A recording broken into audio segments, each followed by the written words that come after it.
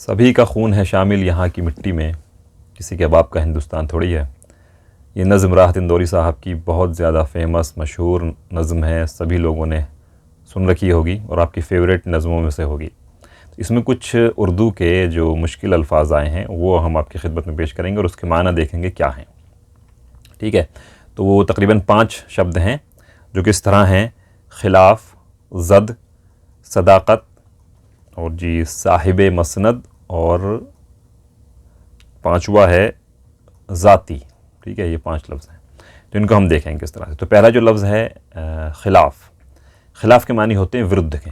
ये उनके शेर में इस तरह से आया है कि अगर खिलाफ हैं होने दो, जान थोड़ी है, ये सब धुआं है आसमान थोड़ी है, इस तरह से।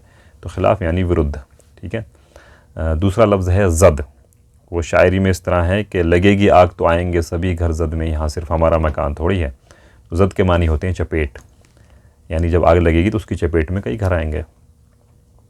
ठीक है, और तीसरा है सदाकत। सदाकत के मानी होते हैं सच्चाई, सत्य, हकीकत। वो शायरी में इस तरह आया है, हमारे मुंह से जो निकले वही सदाकत है, हमारे मुंह में तुम्हारी ज़बान थोड़ी है।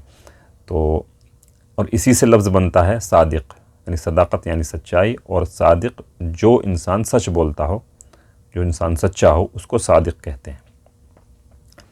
अच्छा, फिर है साहिब मसनद। साहिब मसनद के मानी होते हैं गद्दी नशीन।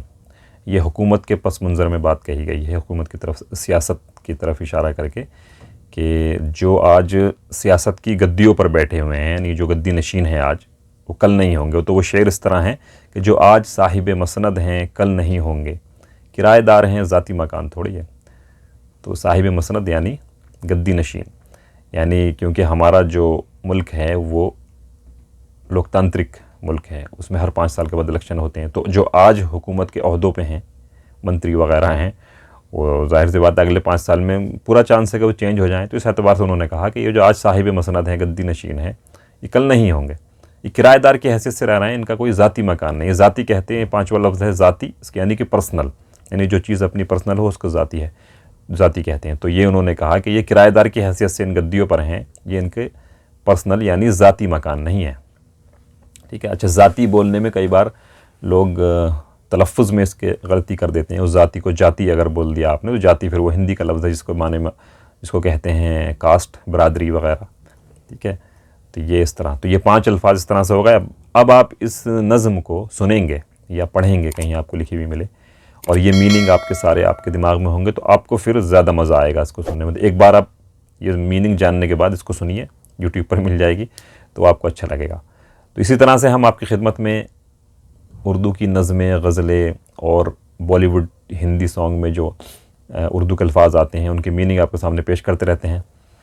इसी तरह की वीडियोस के लिए हमारे चैनल के साथ बने रहें, उसको सब्सक्राइब करें। आपकी कीमती वक्त का बहुत शुक्रिया।